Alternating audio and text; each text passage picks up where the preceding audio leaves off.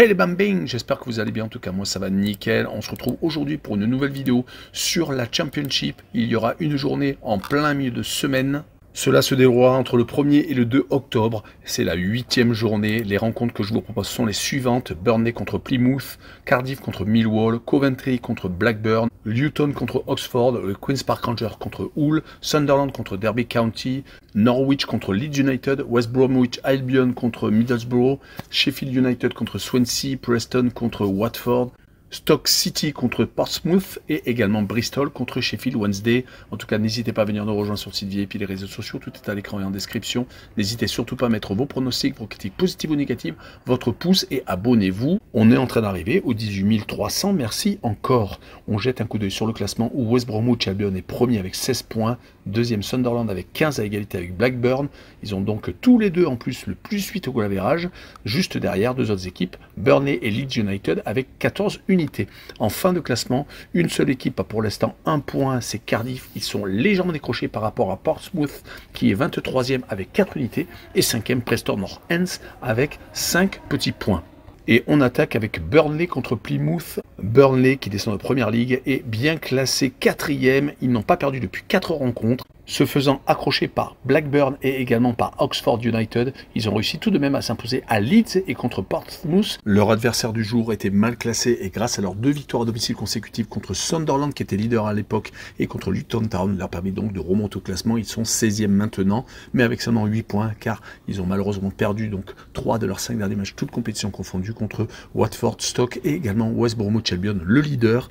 Donc sur ce match-là, je verrai bien une victoire de Burnley 2-0 à la maison, avec Burnley qui marque le plus de 1,5 but sur le match, et une cote 1,47. Et on poursuit avec le dernier du classement, Cardiff, qui joue contre Millwall. Cardiff est vraiment en grande difficulté après cette match. Ils n'ont pris qu'un petit point, alors que Millwall est 15e avec 8 points en 7 rencontres. Cardiff perd match sur les 5 derniers matchs, toutes compétitions confondues. C'est bien entendu 5 défaites. Ils n'ont marqué que 4 buts et encore 3 lors du même match contre Southampton en League Cup. Depuis donc en championnat, c'est un seul but marqué lors du dernier déplacement à Hull City. Ils vont jouer contre Millwall, qui est un petit peu mieux, qui a gagné 2 de ses 5 dernières rencontres, toutes compétitions confondues, mais qui a quand même joué 4 fois sur 5 chez lui. Et ils ont tout de même trouvé le moyen de perdre contre Leyton Orient en League Cup. Donc ils ont été éliminés de cette compétition pour se recentrer sur le championnat. Sur ce match-là, je verrai une victoire de Millwall 1-0 avec le draw no bet et le pari remboursé 6 matchs nuls avec une cote à 1,67. On poursuit avec Coventry contre Blackburn. Blackburn est très bien classé à la 3e place. Ils n'ont jamais été aussi proches d'un retour en première ligue, ce qui serait tout de même une petite surprise car il y a quand même vraiment beaucoup de grosses équipes. Ils sont surtout sur une série de 4 matchs sans défaite, 2 victoires à la maison et 2 matchs nuls à l'extérieur à Burnley et à Preston. Ils vont jouer en plus contre une équipe qui est en difficulté, qui vient de perdre ses 3 derniers matchs. Coventry a été éliminé de League Cup par Tottenham, quand même c'est presque logique. À la maison ils ont perdu contre Swansea et ils viennent de perdre 3-0 à Leeds United. Donc sur ce match-là, je vois Coventry et Blackburn faire un but partout, avec quand même la double chance N2 car Blackburn n'est pas favori sur ce match, contrairement aux positions du classement avec une cote à 1,82. Et on poursuit par Luton Town qui descend de première ligue contre Oxford qui monte de League One. Luton Town est beaucoup moins bien classé que leur adversaire du soir. Ils ont certes que 3 points de retard au classement, mais tout de même, il y a 8 places entre les deux formations. Luton vient de perdre à Plymouth 3-1, alors qu'ils avaient gagné leurs 2 matchs précédents, commençant à remonter au classement. Ils avaient battu Millwall et Sheffield Wednesday, mais ils sont donc retombés dans leur travers. Rappelons qu'ils ont été sortis de League Cup par Queen's Park Rangers. Ils vont jouer contre Oxford, qui n'est pas ridicule, qui est au milieu du classement, qui a enchaîné 2 victoires, 1 défaite et 1 match nul lors des 4 derniers matchs, toutes compétitions confondues. Ils sont quand même beaucoup plus solides à la maison car les derniers matchs se sont soldés par 1 match nul et 2 victoires alors qu'à l'extérieur c'est un peu plus compliqué. Ils ont perdu leurs 4 derniers déplacements. Sur ce match-là, je vois une victoire 2-1 de Luton à l'expérience et le plus de 2,5 buts sur le match avec une cote à 1,78. On enchaîne avec Queen's Park Rangers contre Hull City. Queen's Park Rangers vient de perdre 2 de ses 3 derniers matchs. Il reste même sur 4 matchs sans victoire, 2 partages de points. Et donc ces 2 défaites contre Crystal Palace en League Cup et à Blackburn. Ils sont actuellement 17e avec 2 points de retard sur Hull qui est 12e, bien calé au milieu de tableau. Ils viennent d'ailleurs gagner leurs 2 derniers matchs contre Stoke et contre Cardiff, marquant 7 buts au passage. Ils ont eu une mauvaise passe juste avant, mais ils sont peut-être en train de se rattraper. En tout cas sur cette rencontre, je vois le match nul, 1 but partout avec avec le home no bet et le match nul remboursé, 6 victoires de Queen's Park Rangers à la maison et une cote à 2,02. On poursuit avec Sunderland contre Derby County. Derby County est actuellement en milieu de tableau à la 13e place alors que Sunderland est second, mais ils sont un petit peu moins bien qu'en début de saison où ils avaient enchaîné les succès. Mais ils restent sur 2 déplacements, donc avec 2 défaites contre Plymouth, 3-2 et à Watford 2-1. Heureusement qu'à la maison, ils restent maîtres et ils vont jouer contre une équipe donc de Derby County qui reste sur 2 défaites consécutives à Sheffield United et contre Norwich à la maison. Ils avaient pourtant gagné leurs 2 matchs juste avant, mais ils sont plutôt irréguliers, d'où leur 13e place. Sur ce match-là, je vois quand même Sunderland s'imposer, mais 1-0 avec les 2 équipes qui ne marquent pas et une cote à 1,81. On poursuit avec Norwich contre Leeds, 2 équipes qui ont envie de remonter rapidement dans l'élite. Norwich vient de gagner leurs 2 derniers matchs, marquant 7 buts au passage, très intéressant contre Watford et à Derby County. Ils ont gagné 3 de leurs 5 derniers matchs, perdant quand même leurs 2 rencontres à l'extérieur à Crystal Palace en League Cup et à Swansea.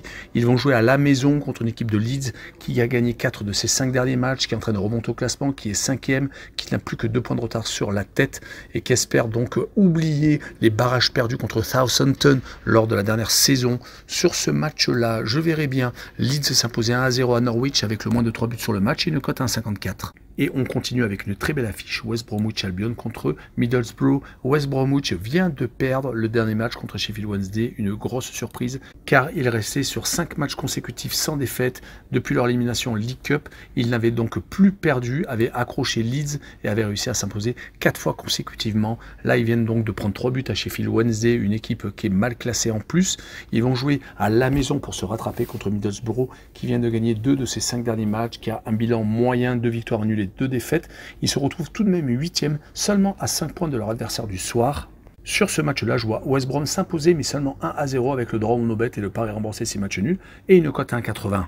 Et on poursuit avec Sheffield United qui joue contre Swansea. La deuxième équipe de Sheffield espère continuer sur la série de 4 matchs sans défaite. 3 victoires et 1 nul, toutes compétitions confondues. Ça leur permet d'occuper la 6e place. Mais ils vont jouer contre Swansea qui est 9e avec 2 points de retard seulement, qui n'a pas perdu également depuis 3 matchs, qui a 2 victoires et 1 nul, qui vient de se faire accrocher par contre par Bristol à la maison, mais qui avait gagné contre Norwich et Coventry. Donc ça va être un match très accroché. Et sur ce match-là, je vois Sheffield United gagner 2-0 contre Swansea avec le moins de 3 buts sur le match et une cote à 1,53.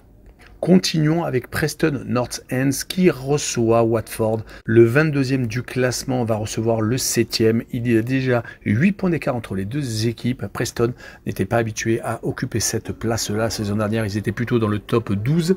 Mais malheureusement, ils ont du mal à gagner ces derniers temps. Il faut remonter une victoire au pénalty contre Fulham en League Cup pour voir le succès se présenter. Sinon, malheureusement, en championnat, c'est 2 défaites et 2 matchs nuls lors des 4 derniers matchs. Il faut remonter à une victoire contre Luton en championnat le 24 août pour trouver trace d'un succès. Ils vont jouer contre Watford qui vient de gagner à la maison contre Sunderland, un des 3 premiers du classement, mais juste avant, ils avaient eu une très mauvaise passe à l'extérieur, perdant leurs 3 derniers déplacements. Toutes compétitions confondues à Sheffield United, à Norwich et à Manchester City, mais seulement 2-1. C'est tout de même à noter. Sur ce match-là, je verrai un match nul, 1 but partout, avec le home no bet et le match nul remboursé 6 victoires de Preston à la maison et une cote à 2,08. La rencontre suivante est Stoke City qui reçoit Portsmouth.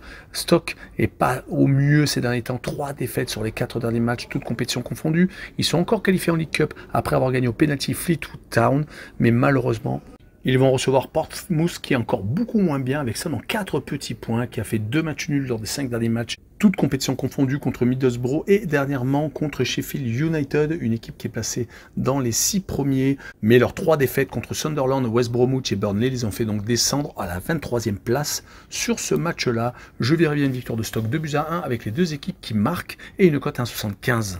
Et on finira avec Bristol contre Sheffield Wednesday. Bristol est 14e alors que Sheffield Wednesday est encore moins bien classé, 18e. Il n'y a que 2 points d'écart entre les 2 formations.